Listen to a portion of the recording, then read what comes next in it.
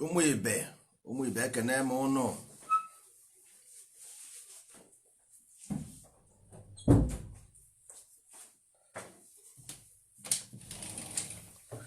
Ka m mepesi ụzọ maka okpovu.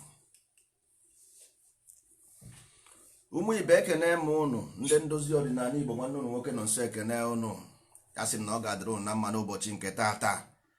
Anyị nwa bụ ndị ndozi ọdịnala Igbo, ndị agha bịara idozi ọdịnala Igbo. Anyị nwa bụ ndị agha kwere n'ihe otu kwuru. Anyị nwa bụ ndị agha bịara n'ụsị na anyị bịara idozi ọdịnala Igbo. Anyị ga-ekene ike, kene orie, kene afọ, kene nkwụ, kene ndị mbụ, kene ndị ọkpụ na ndị egede. Anyị sị na ọ ga-adịrị ụnụ na mma ebe ọ bụ n'ụnụ na ọ bụ ndị ndozi ọdịnala Igbo, ndị kwere n'ihe otu kwuru. Ọkwanụ a sị na nwatakịrị chọba nke ya, ọ dịka ọ dị anya ukwu. Ụmụ ibe na-ekere na anya ajụjụ ka m chọrọ ịjụ unu chere na ka m bido ebe a tupu m na-eje n'ihe m na-ekwu. Okwu m buru ibu, eburu m ọkpụrụkpụ okwu bịa, kama ka m bido ebe a.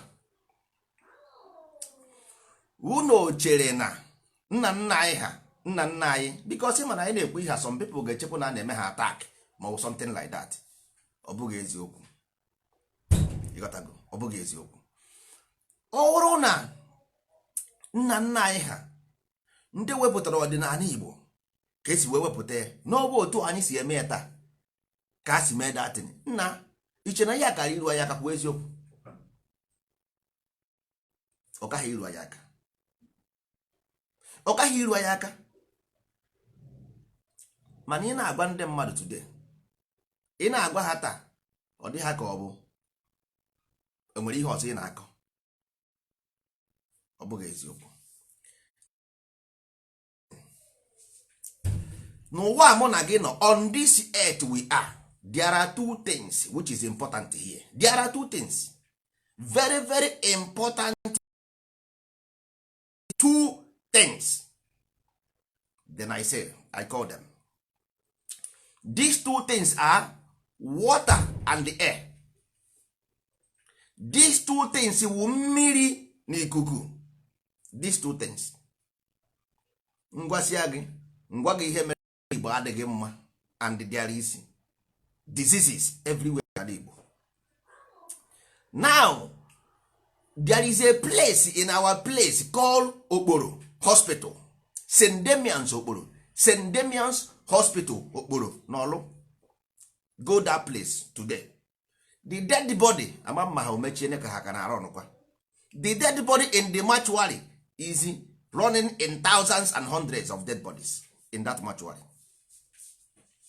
None of them is killed by coronavirus. No single one. If you go to Igbo land today, every village akwamozu every day. Every single village have akwamozu every single day. Go and verify.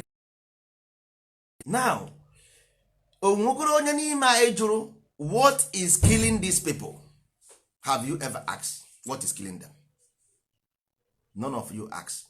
I want to tell you why media is the most dangerous things you ever seen on this earth. But the media is dangerous. You don't know.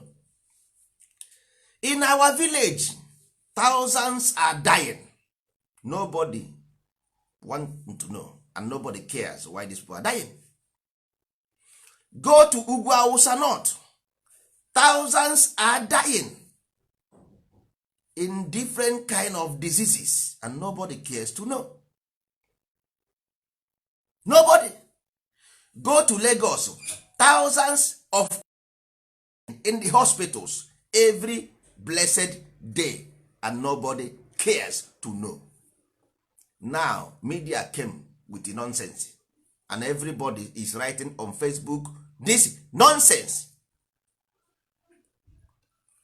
Now Nigeria recorded to Nigeria is almost 200 million people, and the coronavirus has been on air or more 3 months or more, and Nigeria recorded one dead according to your own news. One dead out of 30 months, 3 months.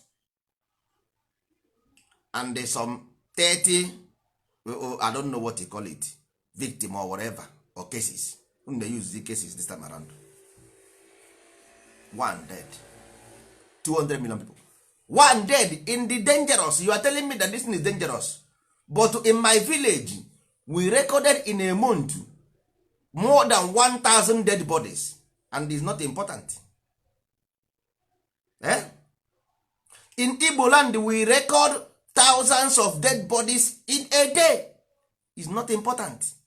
But a sickness that we recorded in 3 months, one dead body, one dead.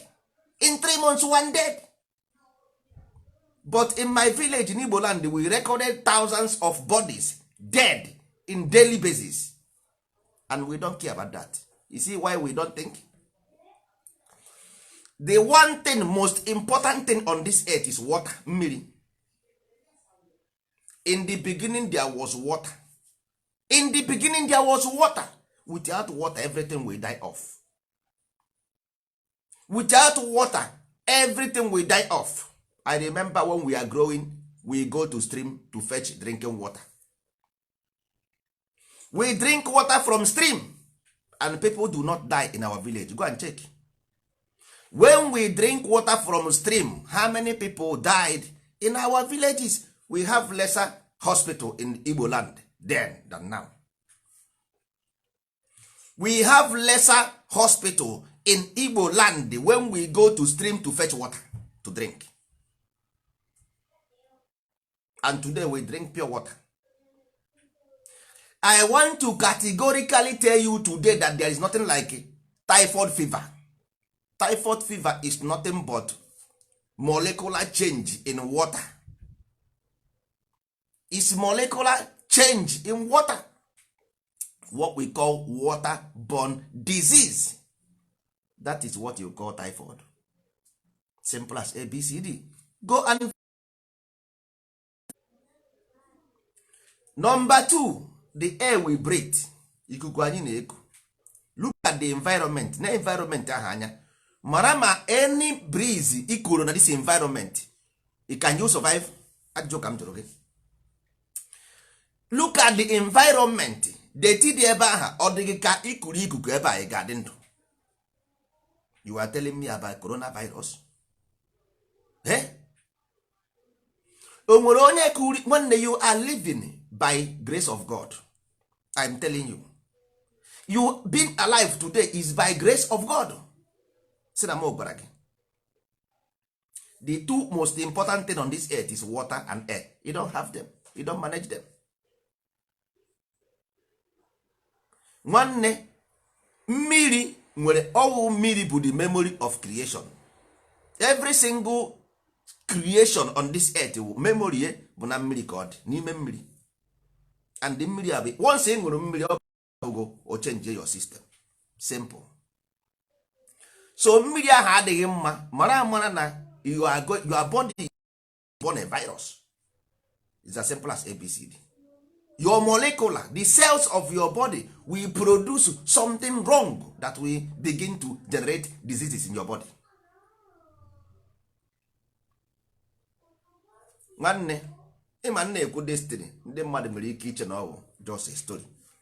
The only thing merenụ na ala Igbo, because this coronavirus beziba tekizie our sense of reasoning. Anyị anaghịzi eche uche na be anyị. Ịghọtago? Compare godi just kpọọ your village na jụọ mmụ nke mgbe ha gara akwamozu last ọ mgbe ha gara ajiji akwamozu last. Jụgodie mama ọ coronavirus gburu ndị ahụ nwụrụ anwụ. Ọ bụ coronavirus. Asị m na coronavirus adịghị na the west. I did not say so. I did not say there is nothing like coronavirus in western world. There is. But what we are saying is in our land we have a problem.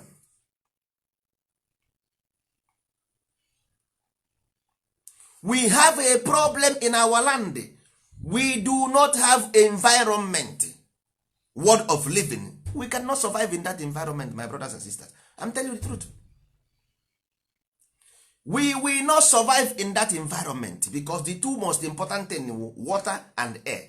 Look at the environment, the air we breathe, we cannot survive in there. I tell you the truth. The water we drink, we cannot survive there. Nna nwanne, that pure you drink, virus nọ n'ime ya. Even the one you call Ragolis, none of them is treated. Don't mess with water. Water or molecular on its own. Don't fuck with, because you drink it. Once you drink the water will go into your, because the water, your body is water. If you don't drink water, you die. You cannot cook food. You cannot do anything. Nothing will grow.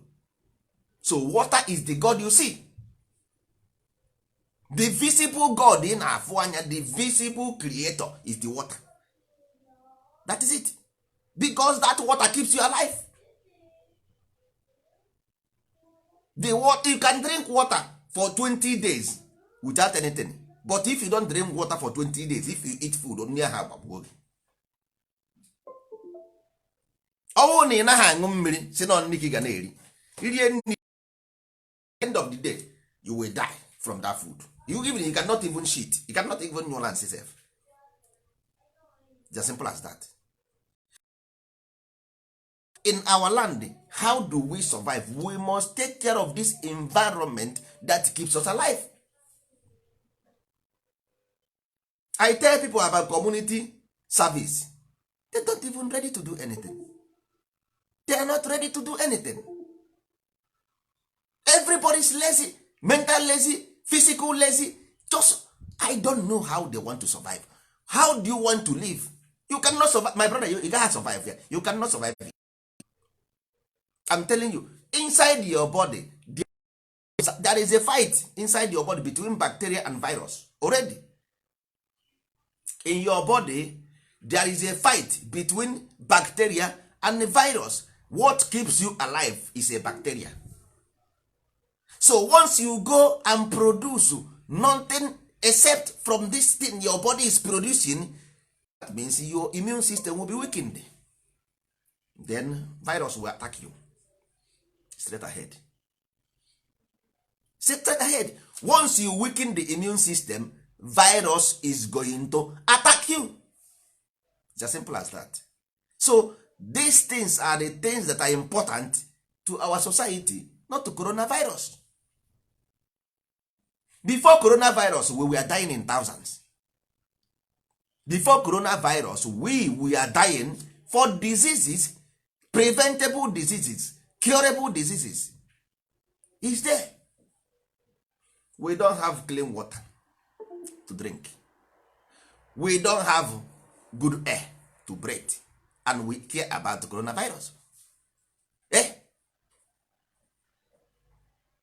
If the environment is dangerous, who is corona? Even if the coronavirus reach there, the environment will kill the coronavirus. Coronavirus will not survive in that environment because it's a biological made. It's man-made. It's not real. It cannot survive there. It's difficult for corona to survive in Nigeria because it's a laboratory made. It can't survive. Because you are lucky living in an environment of natural creation. That's why most of these things don't catch you. If not, if I don't see pepper. Because it live in an environment, because cold distribute virus. Cold distribute virus because the environment bring heat, and this heat give virus. Oh no, here if not that environment, the kind of dirty and the water you drink, if not because of the weather is in equator where every balance naturally balanced, because equator is where air and the cold balance each other. Oh no, over here you only God will say your condition. You nwere ike ịmụọ nwa opuo isi na abụ. Enwere ike ịmụọ nwa opuo isi na abụ. I'm telling you the fact. It's because of the just naturally you are lucky. Just to give grace to Amadioha. You are naturally lucky to have that environment. That's why all these diseases. The only problem you have because you don't listen. Had it been you listen, there is only one thing you can do for yourself. One, not two. One, keep the environment clean drink water from good source. These two things, the hospital will look for client in Igbo land. Hospital will not see anybody. Na oge eziokwu. Fact. Just air, good air. In fact, because nwanne gị na-akpọ dustbin n'iro na dustbin outside, gutter outside. Na nwanne check in this thing, just look at these things. Na ihe ọ dị mma. This not good. Yeah, common sense. Because your environment is the reflection of your emotion. Is your environment. You cannot live in this kind of environment and you are telling me about coronavirus. Which coronavirus? Mosquito is more dangerous. Go and ask them. Mosquito, malaria is more dangerous than coronavirus. Go and check. They are giving them zithromycin and chloroquine to cure coronavirus. Is more malaria. If malaria catch you in a cold weather, you are a dead person. Go and verify. Because of the weather, if malaria catch you in a cold weather, you are going to die. You won't survive it. Go and ask anybody. You can ask any medical doctor, because anything we say here is verifiable fact. Verifiable fact. If malaria, you are a dead person. Go and verify. But if you go to Africa, you will see somebody with malaria going to market there. With the malaria, no, say na malaria himself. I say, na how far? I say na malaria himself. Malaria. In Europe, if you have malaria, they will make you in quarantine. If you have malaria in Europe, you go to quarantine. They will lock you in a room so that you don't infect somebody, because somebody will die. Go and verify. You see? So it's time that we have to. There is a transition in life, my brothers and sisters. Transition in life. Let us, the younger generation, take this fight, take this life forward. Let us push ahead. Because forget about government. You don't understand what it means. Me, I understand what it means. You don't understand. Get your hand out of it. Create a society first. Have a society. We have a system. We should focus under this system to rebuild environment. No culture, no good water, no good road, no good food. Now one, this government you are expecting was created by this Western imperialist. How can these things favor you? Ajụjụ kam na-ajụ. You have seen it with your korokoro eye. It haven't favored you for hundreds of years. For you, or favor on ndị ugwu. You said ndị ugwu is been in power for how long? 57 years or 58. Go to north and see. Go to north and see. Go to Yoruba and see. You live in Yoruba land. You just go there and see. Habrucha Agboni is in Alabaru. Nwanyị. In Yoruba land, I saw that women then carry, so they are taxi with the head. In the West, I see that in the Yoruba land, I see that women, they carry something in for head. Their head, they carry something for head. Now something more than 100 kilos. Kurumanazu, the baby at back with the kilo of 100 kilo on head. Which kind of thing is that? Now come nonsense here.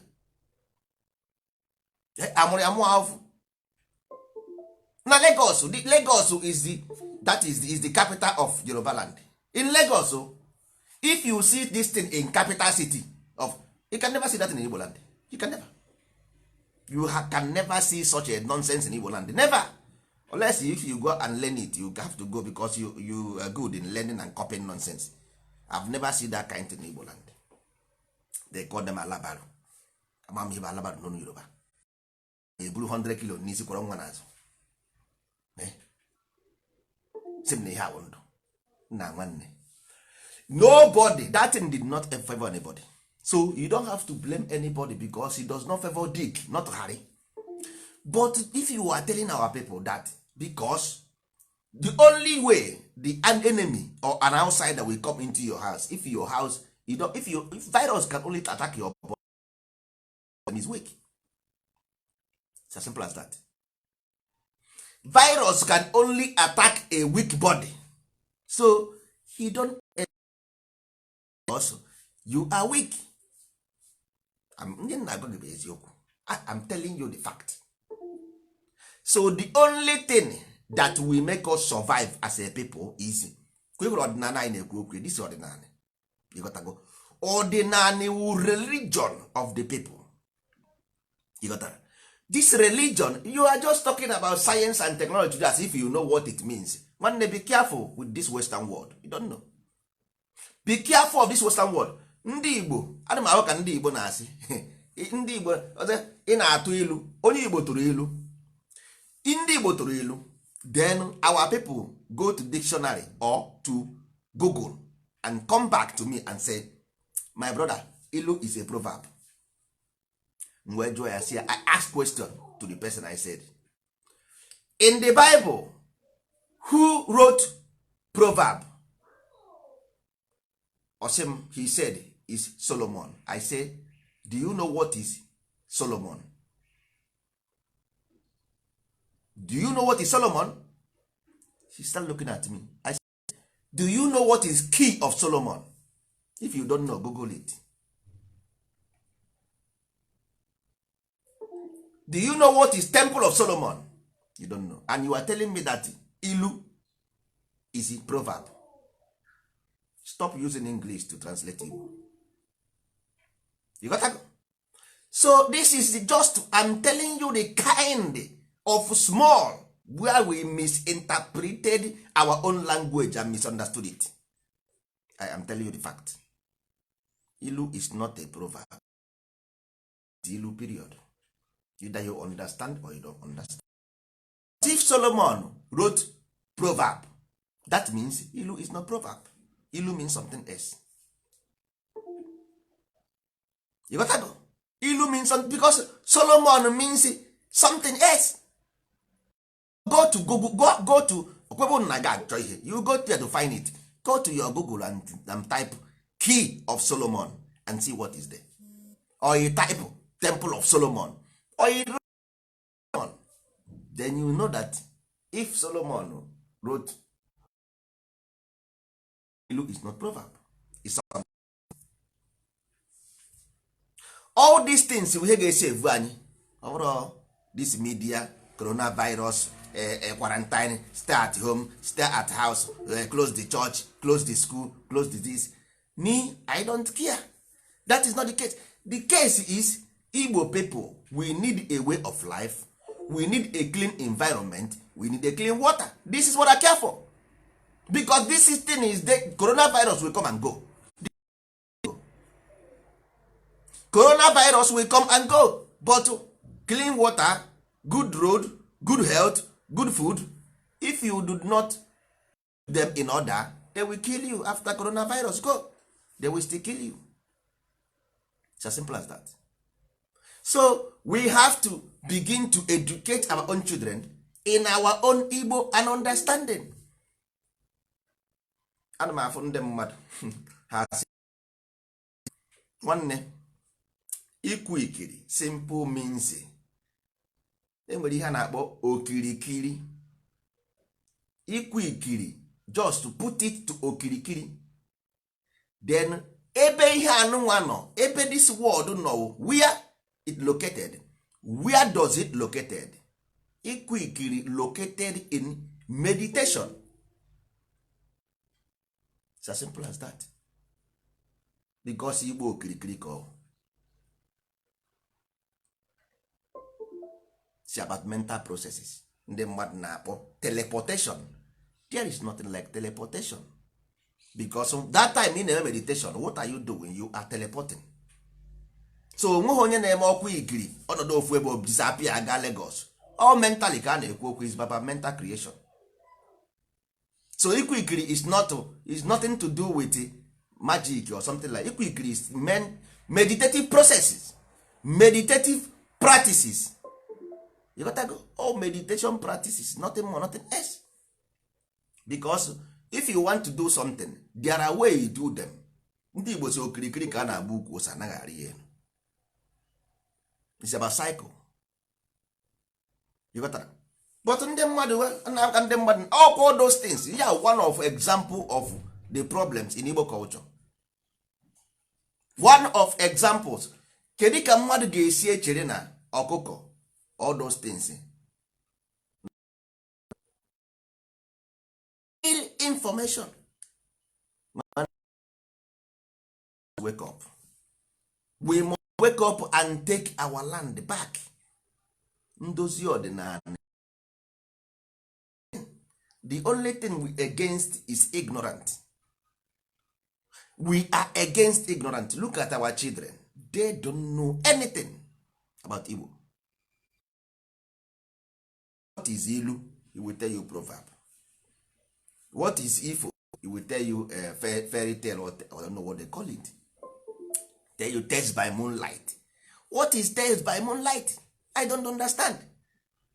Do you know what is moonlight? Symbolically, significantly, in my whole moonlight.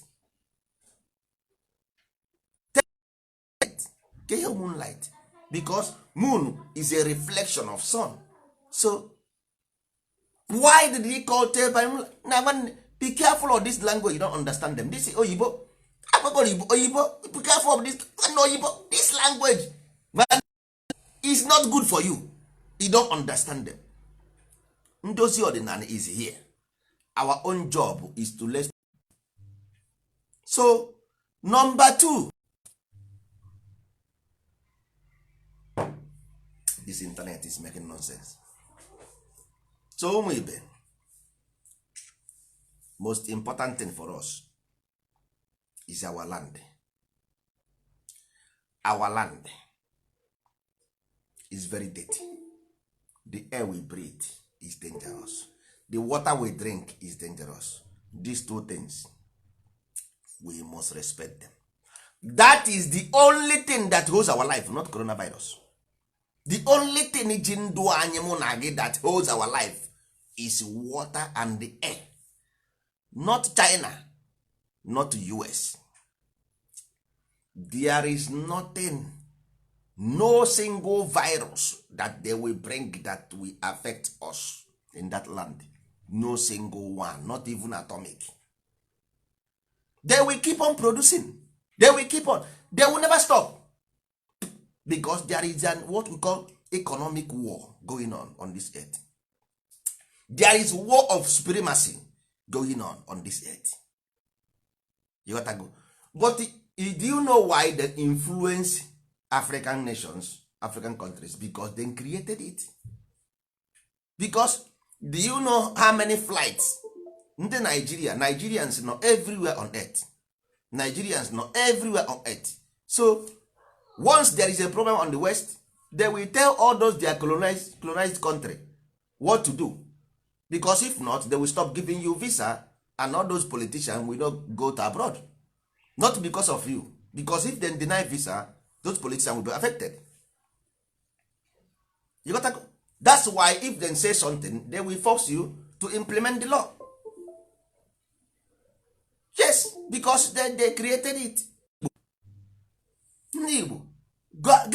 Because if you look at this soldier ant, if what they want to carry cockroach, they will gather themselves, begin to draw the cockroach small. If you come the next day, you will not see the cockroach there again. Ijuba, oh, this mkpụrụ aja, ihe aga mkpụrụ aja, this small this thing, how do they eat this cockroach? Or how do they, what happened to the cockroach? What happened to the cockroach? It's just big, small this and small. what did they do with cockroach? You will be confused. So this is what I'm telling our people. Nwanne, just kwehụrụ this thing na agbo, kwehụrụ ọdịnala Igbo, just go there, begin to master this information. They are the powers, they are your power.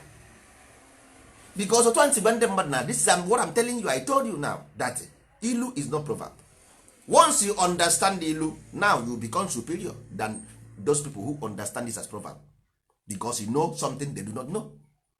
But if you believe it's a proverb, that means nwa bekee can dictate your own mental capacity. But if you know it as something else that is not proverb, that he cannot understand it, because Igbo language is oral, not a book. Is oral tradition. Igbo is oral tradition. So when you chere na you will go to dictionary, Mabeke is written dictionary to define my own ancestral language. What the fuck is that, man? How can dictionary tell me what my ancestors did? Dictionary wrote by a Westerner.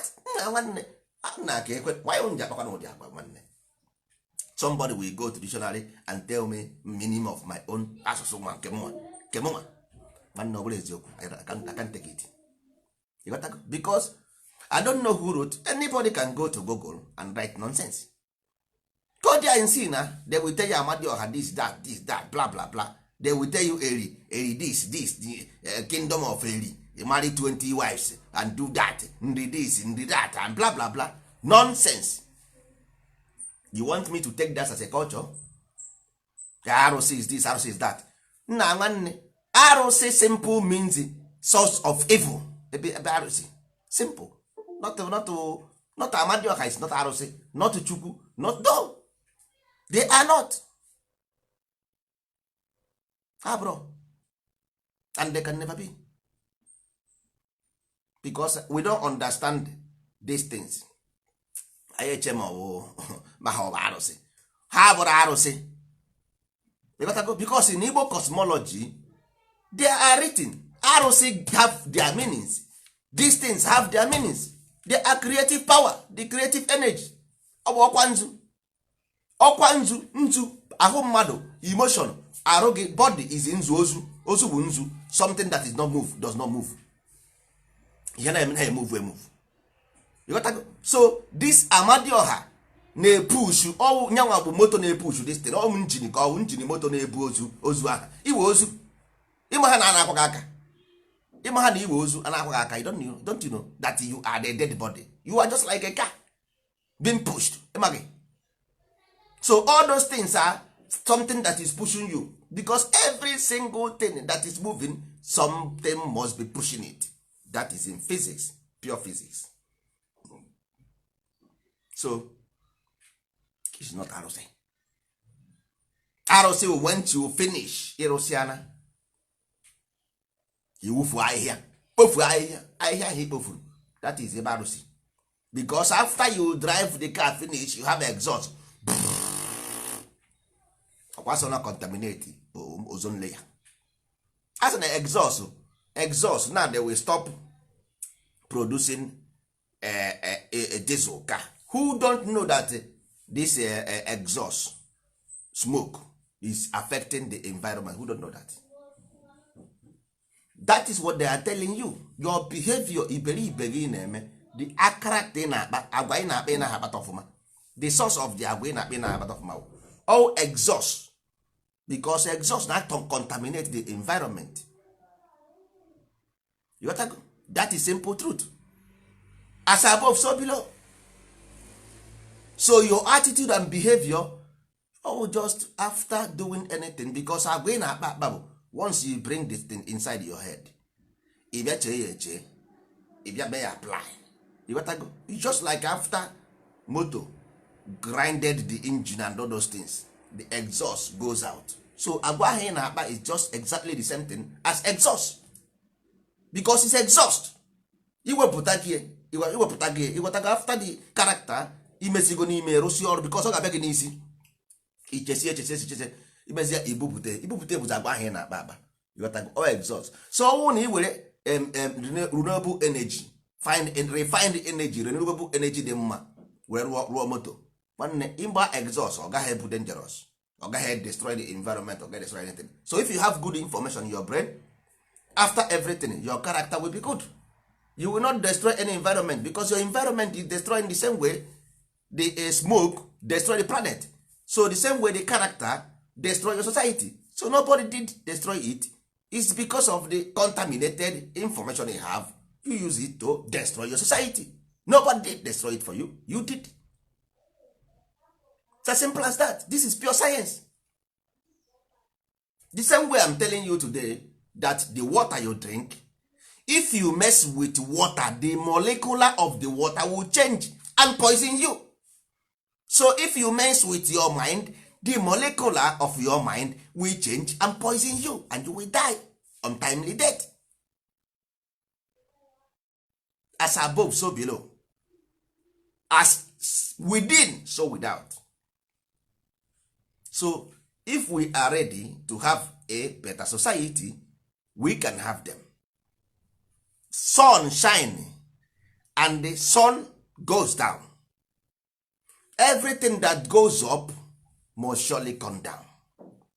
Once you begin to live the living word of Amadioha, that what it represents, ezi omume, ezi omume, ezi omume, yiri ezi omume dịka uwe, igwe bụ ike. Ọ bụrụ ezi omume individually, igwe bụ ike. If we reinstitute this ezi omume as a community, gị ezu n'ori, ezu na ori, gị agba na ama ụgha, agba na ama ụgha, ịkpọ asị, ịkpọ mmadụ ibe gị asị, fụ nwanne gị n'anya nke kachasị ibe ya. Nke kachasị ibe ya wụ kwụba aka gị ọtọ. Nke kachasị ibe ya kwụba aka gị ọtọ. Yiri ezi omume dịka uwe. Nwanne yiri isi agụ. Isi agụ wụ spiritual protection. Once you do this thing, you will have a spiritual protection. I'm telling you the fact. That is what we call repentance. Nchegharị. A na-akpọ omenala. Omume gị n'ala. If you do these things, then you will be forgiven. A ga-agbaghara gị. You will become an Igbo person. Igbo bụ mgbe agbaghara gị wee bụrụ onye Igbo. If you have been forgiven, you be an Igbo man. If you are not forgiven, you will onye na-agha eri. Unrepentant, you are unrepentant. When you are unrepentant, you will be forbidden. You will be ejected. You know what's forbidden? Ejected. That is how you're crying and crying and crying and crying. And your prayer will not be answered, because physically, there is nothing imaginary. Everything is physical. There is nothing imaginary. Nothing. There is nothing in this earth, not even invisible, that will happen without a cause. Everything happen for purpose. There is cause of every effect. In the beginning, there is two things: cause and effect. Simple as that. Cause and effect. So if you want to be an Igbo man, because Igbo people, those people that have been already forgiven, you got to go, they have been accepted in the paradise. They are successful in every which way. But if you have been expelled, forbidden, achụpụgo gị n'ụgbọ, mmiri erie gị, chak eno gị. But ọwụ na imekwa ezigbo ihe, chak will vomit you. Ka ọ vomitiri Jona kwa ihe akwụ. They said, ọkwasị na Jona a na-agwa Jona ihe, Jona na-akpọ Jona si abịa, come and serve God, come and serve God. Jona na-agba ọsọ. Gịnị mere mgbe Jona na-agba ọsọ? Azụ eno Jona. Ọkwa ihe a gwara ụnụ. Today na-agwa gị sị gị, accept Amadioha. Place ezi omume, because Amadioha simple means the purest of the purest, the goodness of the goodness, the love of love, eternity of eternity. Omeniro ọbụrụ arụsị. Arụsị bụ ebe ihe ọjọọ si. Arụsị bụ isi ala, isi ọkpụkpụ. isi ala means isi ọkpụkpụ. Not knowing, onye amara ihe, onye amara ife bụ isi ala. Isi ala, isi ala, isi, onye amara ife oya bụ isi. If you don't know it, that is where arụsị si. Arụ isi na ịrụọ na isi, imerụọ na isi, ịrụọ na isi, arụ isi, ịrụọ na isi, imebigo ya, isi emebiele ya. You got that?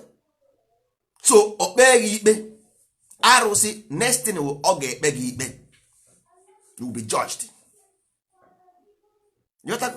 Ikpere ala, ikpe ire ala, then ikpe ire ala, then ọgwụ gị ịba ịrụ ala, obidozi rụba gị. You got that? So imerugo ala, imerugo ala, nwanne you can never, nwanne, you don't have to prove it to me. You got that? You need to prove anything to me. I've seen the condition. I have seen. You don't have anything to prove to me. You don't know the culture. You don't know what is wrong with you. I am telling you your problem and I'm giving you solution at the same time. One life, there is only one thing here, cause and effect. Once you damage, you will be expelled. No mercy. That is natural order. That is natural order. Once you do behave abnormal, you will be ejected. You don't. That's why in the Bible before, you can never own your father's property when you deny your father. It's not possible. Your father will go and give the child who honor and respect the father the inheritance.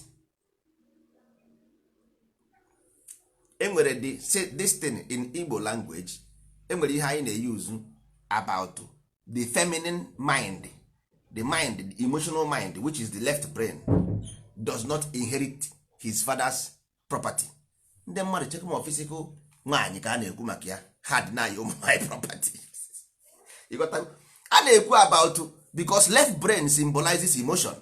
You got to go. The right brain symbolizes righteousness. You got that? So I was in a left brain bụ feminine side of the brain. You got that? The right brain will masculine side of the brain. So they say you don't let the left side will not inherit the father's property. So people like the same thing mere na Bible has na Adam na Eve na nwanyị na female must be under man. Ha amaghị na a na-ekwu na emotion must be under right brain. You got to go? Because body na-akpụgharị ya, body na, that's why ndị Igbo ji akpọpụ ntị. Ndị Igbo bidoro ịkpọpụ ntị nwaanyị. You got to go? Nwaanyị akpọpụ ntị a na-akpọpụ ya bụ if you ever see something or hear something, because hearing, seeing, all those things they send message to brain. They are the windows brain take information. So once you get its information, keep them on the fridge, analyze them before you apply them. You gotta go. There is no other way you can grow to right brain without emotion. You can never pass to right without woman. Not possible.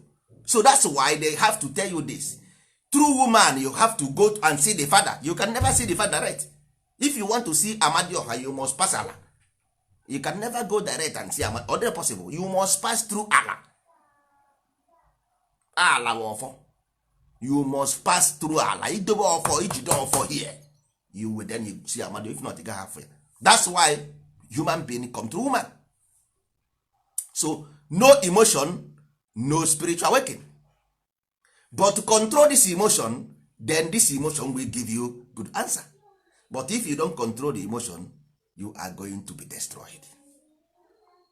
You got to go. That is why in the mother ana marry multiple wives.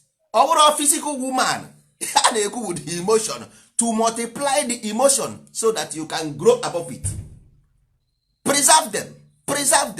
As ikuchi nwaanyị, preserve the emotion of tụtụrụ nwunye nwanne nwoke kuchie. A na-akọ nonsense, rubbish everywhere. Okwu a ga-ebele eje nwa ahịa. Okwu a ihe ahụ ya agwa ụmụ gị. This thing ka ị ga-agwa nwa gị. These things. nwanne. No, we are here to right the road direct. We are here to correct the wrong, so that Amadioha will come to the dwelling place and live again. The strength of ndị Igbo people is Amadioha, nothing more, nothing else. As we begin to understand these things will begin to change. Thou shalt not worship any graven image. Never. Thou shalt not. That is what Chukwu means. Chukwu means in Gichuba Okwu. Look for the creator. Also look for the creator, because Chukwu is the body. But Chuba the creator of the body. That is because ndị Igbo speak indirectly. Ndị Igbo don't speak. That's why ndị Igbo na-atụ inu. Ndị Igbo tọrọ gị inu, ịchọrọ nonsense, tiri abụ ha na-akpa ya.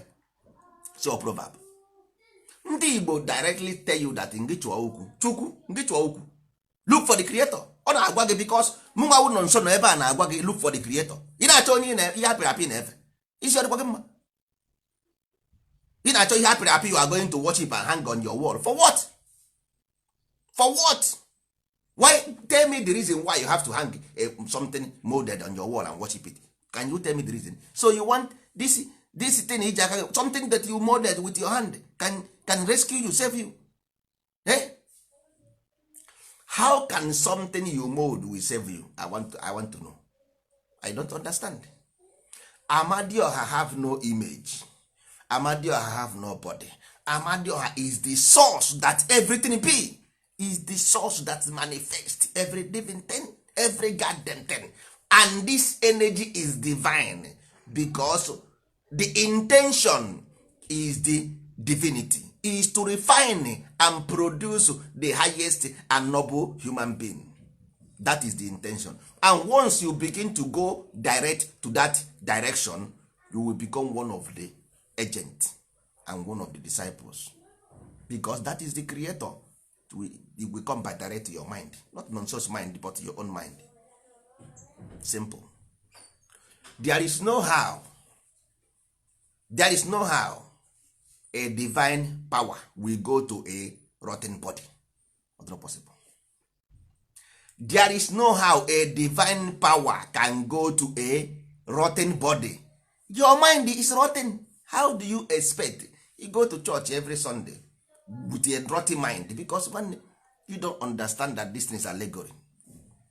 You go there with your own heart to worship idol and say that Amadioha will rescue you and do something for you. You see the opposite. You see the consequence of worshiping idol. You see it everywhere. Can you tell me the picture of Muslim people, of their Allah or Muhammad? Where is it? Can you tell me the picture of what the Muslim people worship? You call them stupid and everything. Tell me the picture they worship. Your own hang man on the cross. This man simple means compression, to compress the emotional body, to kill the body. That is why they tell you that he died. He killed the body so that the spirit ascend. Ogwaragana spirit na the body ascended to heaven and meet God. When did the Christian told you that the body of Christ ascended and meet God? When? They told you that Christ died, the spirit wake and go and meet God in heaven. Then why did you put this graven image and then say, thou shalt not worship any graven image? Thou shalt not. Thou shalt not worship any other God but me. I am the mastermind. I make you live. I brought you into human being. I make you what you are. I brought you into eternity. Thou shalt not have any other God, because if you have any other God, you become like that God you have. So if you have ever living God, eternity, you will become like eternity. Then you mold something and hang on the wall, a compression, a man suffering and crying on the cross. That means suppression of the body. That's what is going on with you, because anything you worship, you will be like. Jesus Christ's body is being killed so that the spirit will be free. So you are killing your own body so that your spirit can live, but you don't understand. That's why you're suffering. Imagine you worship happy and expect life to be okay for you. That means you have not grown above the body pleasure.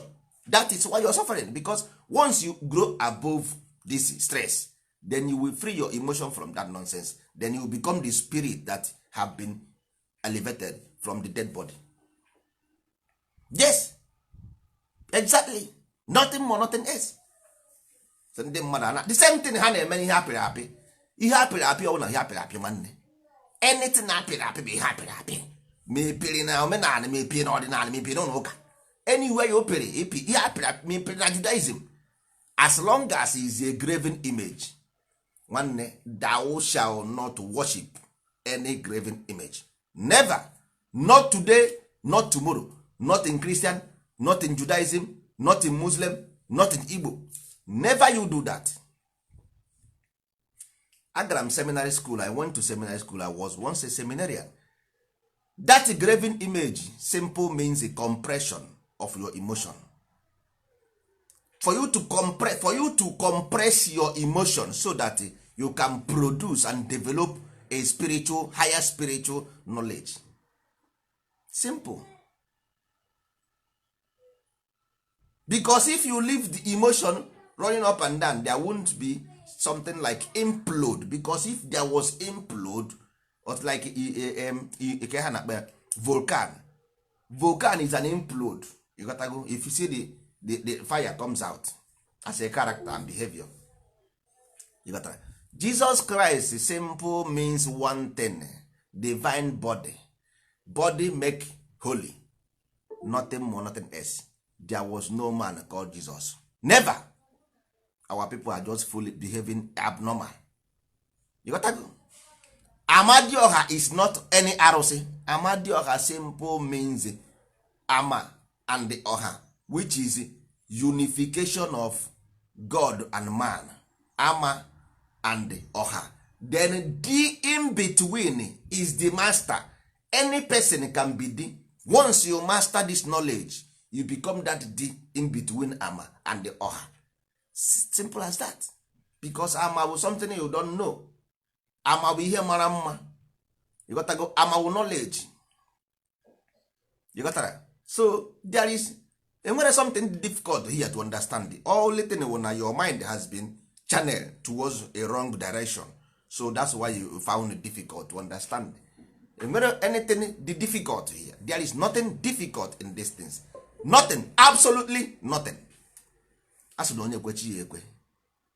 Believe. Okwukwe. Mgbe ị na-abịa plane, when you want to enter plane, you say you don't have belief, you don't worship, but you enter plane. Onye gwara gị na plane a ga-eru ebe ọ na-eje. How did you know that plane will reach the destination? How do you know? How do you know that this plane will carry 200 people and move on air and get to their destination? Ajụọ ga-ese, scientist is building hospital.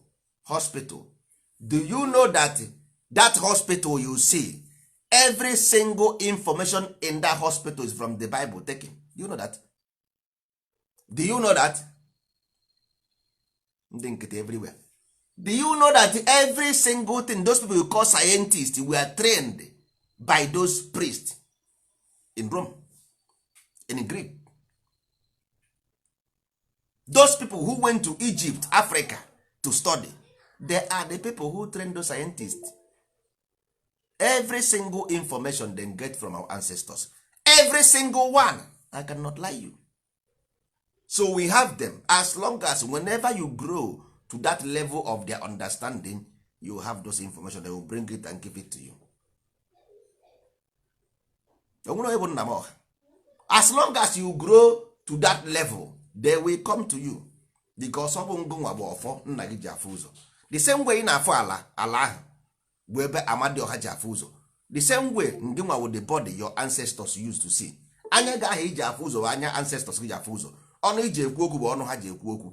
Ntị gị bụ ntị ha. Because you are nothing but the condensation of memory of those who live before you. So you are the ancestors. nothing more, nothing else.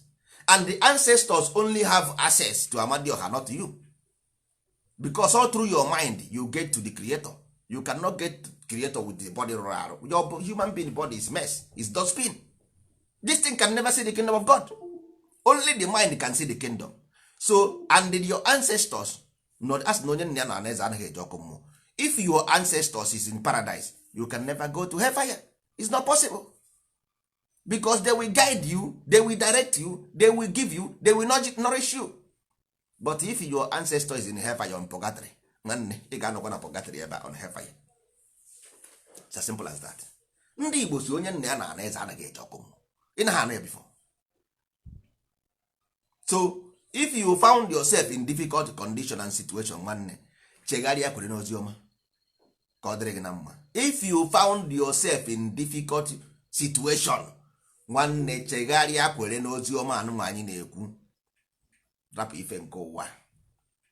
Nwanne rapụ ife nke ụwa. Enwere ihe ị na-agaghị enwenwu. Ihe ọ bụla ị chọrọ n'ụwa, you can have it. But first of all, you have to carry a book and paper. Kwuo n'ihe ị chọrọ na detuo ya edetuo, you begin to work towards it. That is how life work.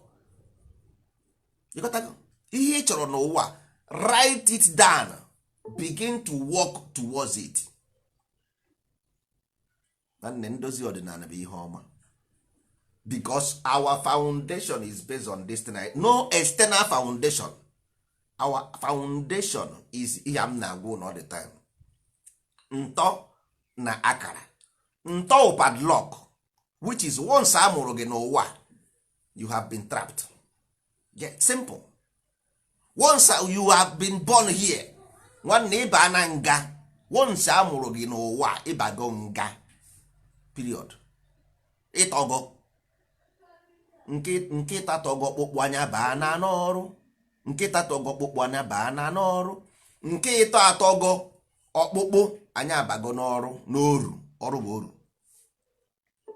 So as long as na anya abago na nkịtọ, anya atọgọ. Simple. So as long as ị bịago n'ụwa, nwanne ịtọgọ, ihe nidizi bụ akara. How can you free yourself from this ọtụtụ? Ọ bụ akara aha ka anyị na-ewetara gị. You got to go. So anyị wee nye gị ntọala. All this thing of information that we run in every human being on this earth to survive. Every human being on this earth, for you to survive, you must run under this thing. Because first of all, you enter this earth, you are prisoned. Ịbakwana na nga. Nna nwanne, if you like, you believe. If you like, you don't believe. I don't care. If you are American, if you are Yoruba, if you are Hausa, once you come here, you are trapped. Ịbagona prison. If you don't have nice information, you become a wanderer. Wandering about. And die wandering. Simple. Then enye gị ntọala, the foundation. Then enye gị ọdịnala, nye gị omenala. Case closed. Then you get to your destination. Simple. Without this thing, you cannot get to Amu Igbo. It's not possible. You cannot get to Amu Igbo. It's not possible to get there. You have to get there only when you follow this direction. Nta na akara bụ ntọ na akara. Because you are just because ndị mmadụ na-ebe akwa na ha na difficulties. Man, it's normal. It's a process of life. All process of life. That is life process. Ihe mere bụ na enyeghị gị ntọ na akara. That is why iji wee na complain of your condition. So ọnwụ na iji ntọ na akara, ị kwesịrị ịma na ị nọ na prison. Then i werezie ntọala as a foundation move the journey. Ị gasịa ntọala, ị nweta ọdịnala Igbo. After ọdịnala, ị nweta omenala. Before ị garụzie na ama Igbo na. All process ị kwesịrị ịga aga. So this thing kwesịrị ịwụ a program running into your brain so that you will not cry. You will not ask for anything. You can never wonder anything. But you are wondering about because you you grown up in the church, only thing you know is about Bible study, which you don't even understand the Bible study to start with. Ọ bụrụ a system, they just colonize you. You are not structured, you are not informed, you have been colonized. Empty information they just gave you. How can you bring a computer without a program? How can the computer function? I want to ask.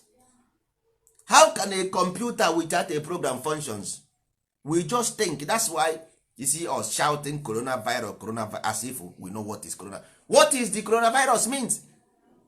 We don't understand even this language and this word, and we are championing it. Hey, stay at home. This somebody die here, somebody die here. Go to Okporo, St. Damian's Hospital, Okporo. No, dead body in that place are clocking more than 5,000. No single one was died by coronavirus. What killed them? Those ones are not important, because now Europeans tell us that coronavirus is dangerous and is killing.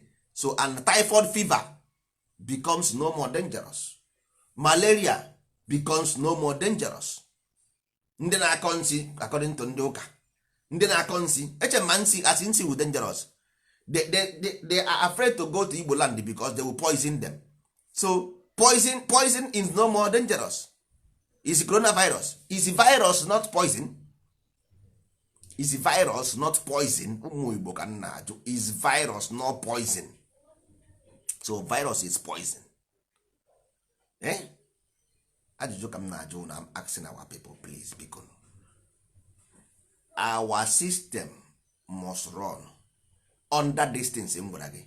If you remove it from this ntọ, which is padlock, key padlock key with akara, agwara m there is nothing like lottery. Ịgba lottery bụ just you are wasting your time. If you get the correct number, the door will open. So ihe a na-agwa na all the system eji wee create a lottery. Then created lottery because of these things. Lottery and the number, if you play the lottery and win, that means because that number will key. Simple. It means key. So iji dey the key, all the key ka iji ha no, because mgbe na-ekwu Amadioha engine, if all the 12 in numbers, iji dey the key, nwanne ụzọ agbape. Ana m agwa eziokwu, n'iru Amadioha na n'iru mmadụ o kere eke, nwanne, if you have the key, the door will open for you. I'm telling you the fact. But you are just go on eme onwe gị. Ama agwa eziokwu, you are doing yourself because of worldly character, because of worldly things. Worldly character, you act like animals. Ọwa animal na-anaghị eche uche, mmadụ na-eche uche. Animal na-eme omume without eche na uche. Human being think before they act, because once you hear something, if you are a human being, if you hear something, then you will consider what you hear. Our people hear something, they don't even consider what they hear. They use their emotion and sentiment to justify a word of wisdom. Do you know what is wisdom? You don't know. You use your sentiment. Na nwanne, who I want to know that person who love Igbo people more than me. They never born you. You are not been born. Amubero gị.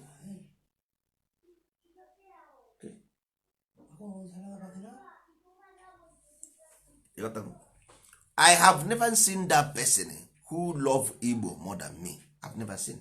Aka m na-achọ onye ahụ achọ. So kedu ihe ị ga-agwa m? Do you know that all these things I said about our people, for example, the dirty environment, if I don't care about you, I can never tell you the source of typhoid. There is no medicine, there is no environment, there is no sickness, there is no disease called typhoid fever. Typhoid fever simple means one thing, which is waterborne disease. Is a molecular change in water that it produce that higher fever. You got to go. That produce that higher fever.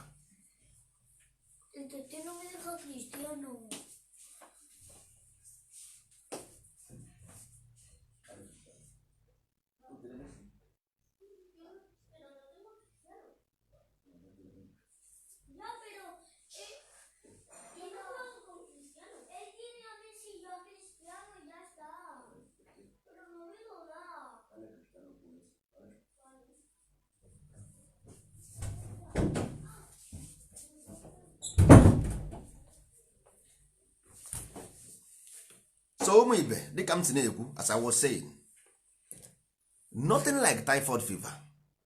Typhoid fever means that water molecular, that is water is molecular because your body is water. Water is life. The visible God you can see is water. You gotta go. So if you mess with this water, since we begin to drink bottled water and what do you call it, and this pure water, we have typhoid. Go and check. When we drink stream waters from our village, there was nothing like typhoid. Go and investigate. There was nothing like typhoid. When we drink these mess waters, there was nothing like malaria. When our society are clean, go and ask our ancestors. There was no malaria. Malaria is in Europe, is in Benue, is in other places. When British was coming, they get to Benue state and then for malaria, most of them died because of malaria. In Igbo land, no malaria. Now you keep dustbin, you put dustbin like mountain everywhere gutter, and now you are telling me about coronavirus. Which coronavirus? Look at your environment. This is what's supposed to be worrying you every day by day. And the governors are telling me about coronavirus, why their states are full of shit and mess. They're telling me about coronavirus. What type of nonsense is that? Eh? Ụmụ ibe, biko, this our movement is a community service. All because of na enwebeghị enough grand men. If not, those things we have to do it ourselves. Because we must become government for ourselves. We must become governing body for ourselves. There is no need of waiting somebody from Abuja to come and clean your society for you. It makes sense. And if you want to go and do it by yourself, you can't because you don't have the knowledge to do it. Because you are not appointed to do it. You are not choosing to do it. We serve Amadioha. We are the children of Amadioha. In the land of Amadioha, we are the only people that know the problem and that can solve it. Only the children of Amadioha can do that. Nobody else. If you say it's lie, you can try it. And you are free to do. You are free. If you say it's a lie, you can go and do it. You cannot. You can find a guy when they begin to build a house, Tower of Babel, they want to get and see God at heaven. What happened? What happened when they begin to build the Tower of Babel? Do you know what is Babel? You don't know. Tower of Babel is Baal. You don't know what is Baal. I know what is Baal. So if you think that you can build a Tower of Babel in the land of Amadioha, the land of the creator, the land of divine principle that create human being on this earth, try it. Try yana. You see, you cannot win creator. It's not possible. Creator created you, you cannot win the creator. Now, so either you bow down and be elevated from dustbin, or you will be pushed into dustbin. Either you bow down and be elevated from dustbin, make yourself a poor man like Job. You gotta go. Make yourself foolish. Make yourself like a poor man and foolish. You will be elevated. You gotta. But if you place yourself above, when you become Nebuchadnezzar, you will become Nebuchadnezzar because you are nobody. You will become Nebuchadnezzar. You will eat grass. Because all these are allegories. They are nothing but allegory. Nobody. And that it can happen to any one of us. Any one of us. Any one of us. It can happen to any one of us. If you want to be agent of Amadioha, here you are. Ndị ndozi ọdịnala is here. Anyị wụ ụmụ Amadioha. We come to rebuild the society, rebuild the mind of the people, and make Ala Igbo heaven on earth. Maka ndị kwerenu.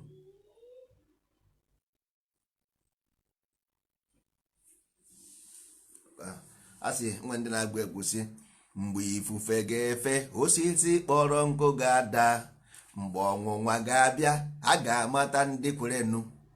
Eburuwo m obe, amalitewo m ikpe ekpere, eburuwo m obe, obe mbụ obe njọkụ. Ndị ụka eburu tọnụ na Jizọs. Ihe ọbụla anyị butere ha tọnụ ya to Jizọs. Ihe ọbụla anyị butere obe ọwụ krọs, obe ọwụ krọs n'onu oyibo biko. Obe ọwụ krọs ka ihu na akụrụ obe burugo obe bụ obe ka anyị gba bụ obe. Ịma ha obe wụlada obe wụlada ọwụ krọs. Ịghọtago ha si krọs Jizọs eburu krọs na-akpagharị. Nwanne obe ka anyị lada ka anyị ji arị enu, lada ka ndị Igbo na-ebu, lada eji arị enu. Asị ya burugo obe. So anyị nwe eburugo obe. Ihe anyị nọ judgment. We represent the judgment. We speak and the land take. We speak and the land act. We speak because mmụọ enwere ọnụ. Ọ mmadụ na-ekwutere mmụọ ọnụ ya, because mmụọ dị n'isi. Mmụọ dị n'isi mmadụ ka ọ dị. Ịghọtago? So otu a na-agwa gị ya na ọtọment. Ọ baa n'isi gị ọ na-atọment gị. I reject ya ọtọment ya gị more. If you reject the ọtọment you the more. Because it's wave, it's vibration. The land we sanitize whether you like it or not. Ndị niile merụrụ ana anaghị achụ ha ọsọ. Tina m gwara gị. Onye ọbụla merụrụ ana, if you ever violated that land, the law of the land, you will suffer for it. Tina m gwara gị. You will suffer. Nsogbu adịghị. Once you suffer for it, don't go against it. Don't worry. Take the pains. It will be okay. It's just like somebody they put in prison. If you do fine in prison, they will say good conduct, good conduct. For the good conduct, they will send you away to go out from prison and see your friends and do that after you come and sleep in the prison after they will release you because of good conduct. So once you begin to see the repercussion of the evil you do in the land, don't worry. Don't worry. Acknowledge it. Because onye enweghị hope enweghị ọ na-akwafu. Acknowledge it. After the acknowledgement, you will be blessed. Ọ ga-adịkwara gị na mma ọzọ. Because asị na ọ bụrụ na mmehie adịghị, mgbaghara agaghị adị. There must be sin for there to be forgiveness. You got to go. Anyị gwa na onwe anyị, we have accepted, we have fucked up, anyị emeghe ego, maybe see everywhere, merụsị ahụ. Yes, but we acknowledge. We acknowledge we have did. We have go against the law of the land. We have destroyed the land. We have violated in every which way, but we acknowledge and accept. Say na Amadioha, yes, I am Maggie. Asana. We don't know. We made by mistake because we don't understand. But today we chose to understand and follow the rules and regulation of Amadioha. The principle for you to be accepted. Ezi omume, ezi omume, ezi omume, yiri ezi omume dịka uwe. Ndị na-eyi isi agụ. Isi agụ, ana m ekwu ihe everyday. Isi agụ means spiritual protection. Because once iyi ezi omume, nwanne, efi na-enweghị ọdụdụ ji na-achụrụ ijiji. Simple. Because when you can counter what I said, I will still give you another example from it. Ndị Igbo si na efi na-enweghị ọdụdụ chi na-achụrụ ya ijiji. Once you yi ezi omume ka uwe, iyi isi agụ, nwanne, chi gị ga na-achụrụ gị ijiji. Ịghọtago? Because ijiji na-eso onye bụ nsị. Onye bụ nsị ka ijiji na-eso. Onye bụ nsị wụ somebody who carries evil ka ijiji na-eso. So ọnwụ na ijiji chọrọ iso gị, ịbụghị nsị, ijiji agaghị eso gị na. Because chi gị dị clean.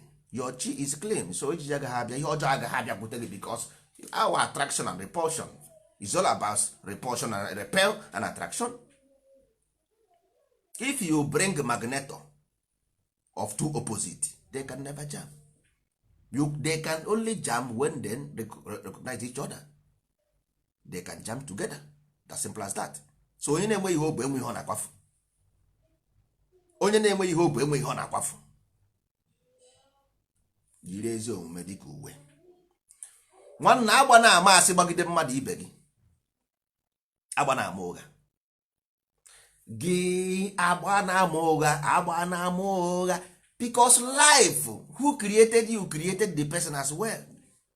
Ka ị nwere chi ka the person nwere chi, ka ị nwere mmụọ ka the person nwere mmụọ. Nwanne a sị na ike dị na-akpọ na-akpọ, ịghọtago? So onye aha ịmaha mmụọ na-achị ya, onye ị na-emegide, ị na-atụgide asị, ịmaha mmụọ na-eso ya. Ọ bụrụ na onye kwụbara aka ya ọtọ, onweghị onye o mejọrọ, ị na-eme otu a, mana ọ ga-abịara n'ụgwọ ụgwọ. Ịma gị, don't you know?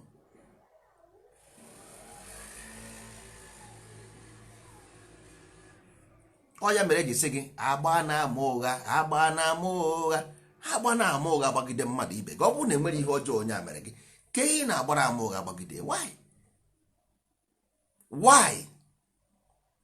Nwanne ịkpọ asị, kedu ihe ị na-akpọrọ mmadụ ibe gị asị? All of you will come, hey, I believe in God, I believe in God. Every day Sunday you are in the church, then why do you hate somebody? If somebody told you, somebody told you what? Then say, you what do you say? This thing I'm telling you about laws that we deprive you of entering Igbo. The laws that will deprive you of entering Igbo, I'm telling you, keep them.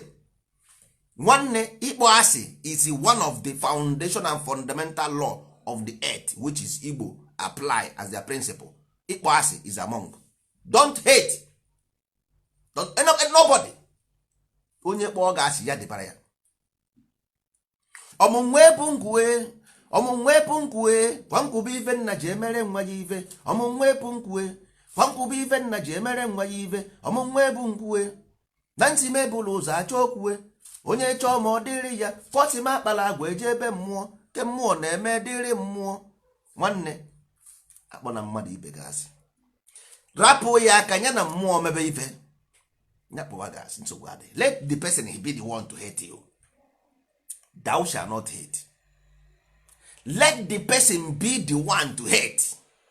Your condition is not good. When I tell you the reason why your condition is not good, you will not accept, and you will still suffering the worst one, even disagree, unaccepted, but you see the consequence of what I tell you every day. Once you hate, you shall be hate by nature. Once you hate somebody, Amadioha will hate you, because you are nobody to judge the person. You are nobody to judge the person. Judge yourself. Judge yourself. Why do you want to judge somebody else? Judge yourself. You want to tell the person about their life and how they live? Judge your own self. Nwanne ịfụ n'anya, fụ mmadụ ibe gị n'anya ka isi fụ onwe gị. Ị mara ihe ị ga-eme mmadụ, ọfụọ ya ụfụ, emene ya onwe, ị ga-eme onwe gị, emene ya mmadụ. Ị mara ihe ahụ na-adịghị gị mma, don't do it to another person. Nwanne ihe ahụ ịma na mmadụ mee gị ọ gaghị adịghị mma, emene ya onye ọzọ. Simple as ABCD. For mmadụ ibe gị na aka isi fụ onwe gị. Don't use people's character, ndị nwere wrong educational behavior, wrong moral, wrong brought up, wrong behavior to judge our Igbo cosmological behavior. No, we don't. I don't care whether people love us or not, or people hate us or not, or people love me or not. What I care is I must keep the law of my ancestors. That is all I know. I don't care what they say, but I shall keep the law. And if the law say that we must love our neighbors like ourselves, anyị ga-eme ya, we must keep it. We must. I don't care. If you like, kill all of us, who cares? That is not hate. It's self-defense. You gotta go. That is self-defense, not hate. I don't hate you. But iji egbe na-achị egbe ma agba nga egbe. You gotta go. After the egbe ịchọkwa ya ṅụọ mmanya ma ọ bụrụ na ị ka dị ndụ. Ọ bụrụ na ị dịrọzi ndụ nke ahụ adịbazie. You gotta. We shall meet again. You gotta go. That is it. Truth. You gotta. So nwanne nke kachasị ibe ya bụ kwụba aka gị ọtọ. Transparency in any position ọbụla na onye nọ n'ụwa, make sure na dị transparent so that ndị ọjọọ ga-ekwusi ha kọsịa akụkọ nke ahụ aga. Make sure that you are vindicated. They will always talk about you wrongly or right, but your mind should be the first judgment. Iriri ego. If your mind is clean, don't worry. Don't worry. If your mind is clean, because that's why I said judge yourself. Your mind, are you clean? Yes. Forget about it. No, there is no how on this earth jealousy does exist, because common mind, the lower nature, the animal nature, the emotional and sentiment nature, they living in that world. They live in that world of jealousy and hate. They will always do those things. That's why physically you must be strong to destroy those evils. Yes, you have to destroy them, because they are viruses tormenting your environment. It's as simple as that. Number 1, ijiri ezi omume. Number 2, ị na-agba amasị. Number 3, ị na-akpọ asị. Number 4, ịfụghị mmadụ ibe gị n'anya. Number 5, ịkwụba ha aka gị ọtọ. And you want to inherit the land of the living Amadioha. Nwanne ọbụrụ eziokwu, you cannot have it. You cannot inherit it. It's impossible for you to inherit. Na ọbụrụ eziokwu, ị gaghị inherit. Na ọbụrụ eziokwu, you cannot. If you want to inherit it, ntọala Igbo, I'm telling you about ntọala Igbo. Nto measurement is what I'm telling you. Ntọala Igbo, this thing gwara gị. You must do them. If you don't do them, your name is sorry. If you don't keep the ntọala, your name is sorry. Nto measurement, balance is about balance. The equation must balance. Until the equation is balanced, you will cry and cry and cry, and your prayer will not be answered, and nobody on this earth can save you, because 1 is 1 and 2 is 2. Not if you like, somebody can lie to you and tell you that 2 is 2, but when you take it yourself and count it, is 2.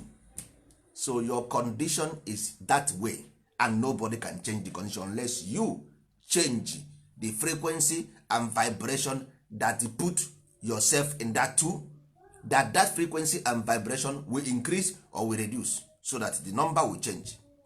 Human being does not change that, and they don't have the power to change it. It's the condition of the mind. The condition of the mind, simple as ABCD. So ụmụ ibe, remember what I said to you. The 2 things on this earth, very important, is water and air. And you must make sure that you drink good water. Stream water, stream. If you don't find the stream, get water from pure water from everywhere. Boil them. Make sure that they were boiled. Sie ha n'ọkụ to change the molecular. You gotta go. Sie ya n'ọkụ. Ọwụ na ị nọ n'iro, enweghị ike isie n'ọkụ. Ịfụgo n'ihe m na-ekwu na ịghọtago. Igwe m na-ekwu. Mgbe mbụ ọ na-eme ejebe ije buru mmiri n'akpa. Ịghọta. Because mmiri a na-aṅụ n'iro nwanne. That mmiri na-ebu typhoid. Adịrọ mma. Environment adịrọ mma because of the dustbin and all those things. These 2 things adịrọ mma. So this foundation anyị na-eme, whenever we are ready, we must create a society of our own taste. In every garden place, we must have our own youth to begin to walk towards those areas. It's as simple as that. If you don't do it, nobody will do it for you. Not to governor, not to president, not to senator, nobody will do it unless you do it yourself. You got to go. But ya dịbazie mbọsị nta ka anyị chụọ n'Owerre nchi ndị ndozi ọdịnala anyị ewu ụmụ Amadioha. Onye ekweghị ekwechitere ya, onye si ya awụ nwa ekwensu ya jebe, nsogbu adịghị. Onye si ya nwa Jizọs, no problem. Nwa ọ chọrọ gị bụrụ, we don't care. We anyị ewu ụmụ Amadioha gidigba, nwanna ya anaghị akụja. Amadioha bụ isi kwọ nwa. the strongest power on earth, the strongest earth. Amadioha, the man of the people, the master of everything, the masterminder of everything. So our children, we are the children of the powerful entity on earth. So who are you to challenge the most strongest? You are nobody to do that. You got to go. Onwere onye bụ onwere evu na America nwere ike kwụsị nwanyị, enwere onye ọ bụ. You got to go. Onwere onye anyị na-azọ anything. Anyị na-azọ mmụọ ka anyị na-azọ. So ihe na-azọ ala ị gasị ya enweta ya because anyị enwetaghị ya already. Ọ na-agwa gị okwu, ọ na-agwa anyị okwu, tells us everything, every secret.